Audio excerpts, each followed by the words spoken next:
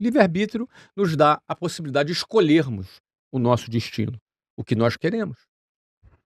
Então, propósito e chamado, eu entendo dessa forma, não é algo que você encontra, é algo que você escolhe, é algo que você decide. Então, por exemplo, numa determinada fase da minha vida, quando eu andava 5 horas por dia num ônibus lotado só para ir para trabalhar e voltar, e eu começava a competir no mercado com 5 horas a menos, Uhum.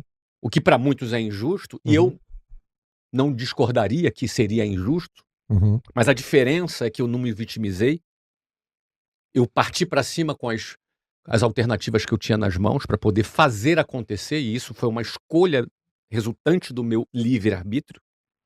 Naquele primeiro momento seria: eu preciso mudar a minha vida, eu preciso me tornar independente, eu não posso depender dos meus pais ganhavam um pouquinho, mas eu dependia deles. Uhum. Então eu preciso fazer minha vida acontecer, quero me casar com a Luciana. Então naquele primeiro momento, não existia nada mais importante para mim do que eu me tornar independente e me casar com a Luciana. Aquele era o meu propósito naquele momento, eu não pensava em mais nada, só pensava naquilo. Essa era a sua wishlist. Essa era a minha wishlist. Lista dos desejos. É isso aí, cara, sair de casa, ficar independente, casar com a Luciana e viver a minha vida. Ser feliz naquela vida que eu estava escolhendo. Eu escolhi a Luciana me escolheu, eu escolhi seguir esse caminho, eu escolhi fazer acontecer para eu ser independente. Fui eu que escolhi. Não foi o pergaminho, o anjo, nada disso. Agora, quando eu conquistei aquilo, e aos 20 anos eu me casei, eu já era gerente comercial, ganhava ali meus, sei lá, $4.000 por mês ali, hoje seriam algo como 20 e poucos mil reais. Ali, quando eu me casei, aliás, quando eu me casei, estava um pouquinho menos ali, acho que talvez eu ganhasse uns 12. E aí depois, naquele ano que eu casei, eu dei essa subidinha ali, mas naquele momento, isso já era suficiente para eu morar sozinho, para eu ter uma vida com a Luciana, para eu começar a minha vida naquele primeiro momento, não é? Então, agora, quando eu conquistei isso, automaticamente eu tive que fazer o quê? Eu tive que renovar a minha wishlist. Uhum. Wishlist, traduzindo para o português, porque nem todo mundo fez WhatsApp, né, cara? Então, é lista de desejo. Uhum. Wishlist é lista de desejo. Então, eu tive que renovar a minha wishlist. Então, eu criei uma nova meta, porque eu já estava independente, já estava morando sozinho, já tinha me casado com a mulher que eu tinha me apaixonado. Já tá, e agora? Vou ficar aqui o resto da vida? Financiar um apartamento na Caixa Econômica Federal, comprar um Fusca e viver 30 anos ali pagando aquele apartamento, naquela vidinha ali? Que é o que a maioria das pessoas faz? Acha que a vida vai se resumir àquilo. Não. Naquele momento eu fiz uma nova wishlist. Ou seja, na minha visão, você tem metas, propósitos e metas, depois você tem que se renovar para uma nova fase, senão você vai ficar acomodado. E é isso que acontece. Até hoje eu morei em 8 países. Pretendo morar em 12 países até o final da minha vida. Muito bom essa. Agora, tem gente que mora no mesmo endereço por 40 anos, tá tudo certo, não tem nada de indigno nisso, tá tudo bem. Mas isso é resultado daquilo que a pessoa, através do seu livre-arbítrio, está escolhendo. E aí é que entra um ponto de discordância muitas vezes, porque as pessoas, ou a gente acredita que somos protagonistas e escolhemos nosso destino, ou a gente acredita que a gente é vítima do destino. Uhum. É o que sobrou pra mim, é o que sobrou pra mim nessa vida, é o meu karma. E aí, meu querido, cada um vai viver de acordo com aquilo que acredita. É verdade. Se tu acredita que é isso que a vida reservou pra você, tu tá certo, cara. Eu acredito que não, eu também tô certo. Porque o que define é o que você acredita, o que eu acredito. E nós seremos escravos daquilo que acreditamos. E viveremos na gaiola das nossas crenças, sempre. Seja elas quais forem. Aí o que acontece? Me casei, Caio. Me casei, renovei o meu objetivo. Aí eu já queria viver melhor. A gente morava num apartamento que era na entrada de uma favela no bairro Jabu, ali na rua Beirute.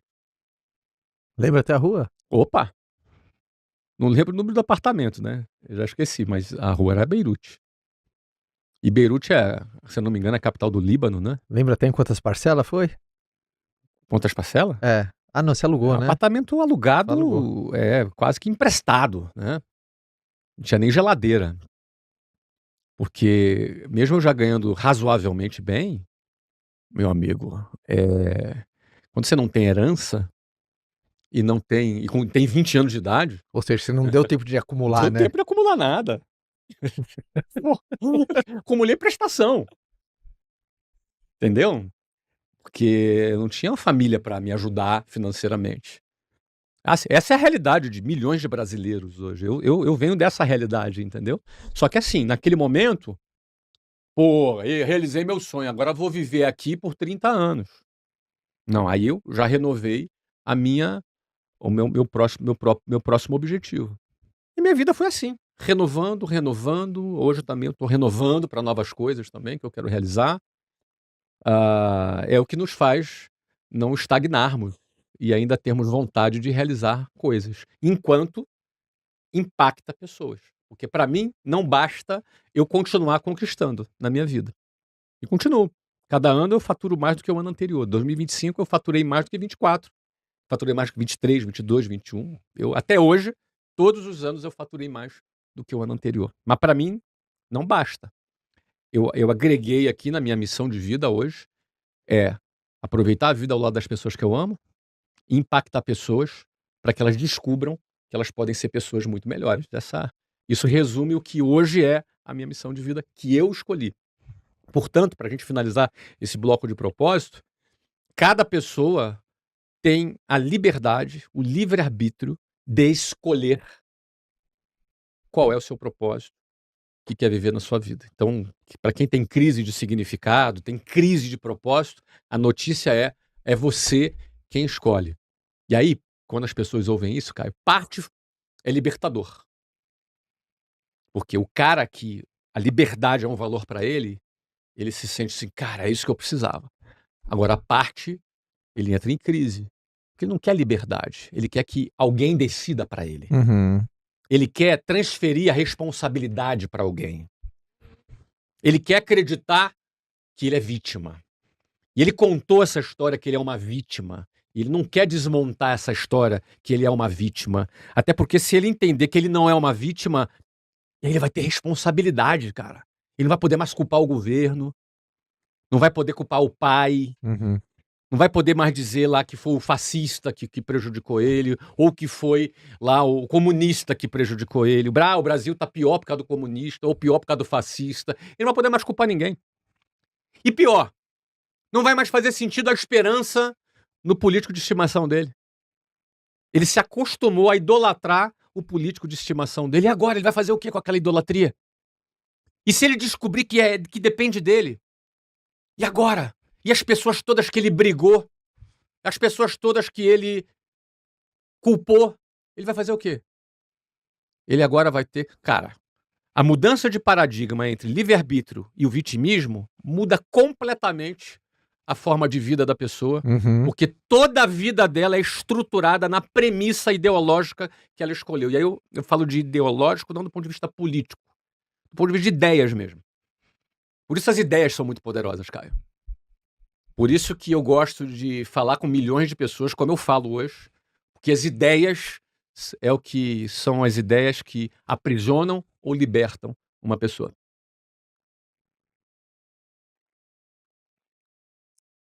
Do que Flávio Augusto tem medo? Cara, a primeira coisa que me vem à cabeça... Primeiro, eu não sou movido por medo.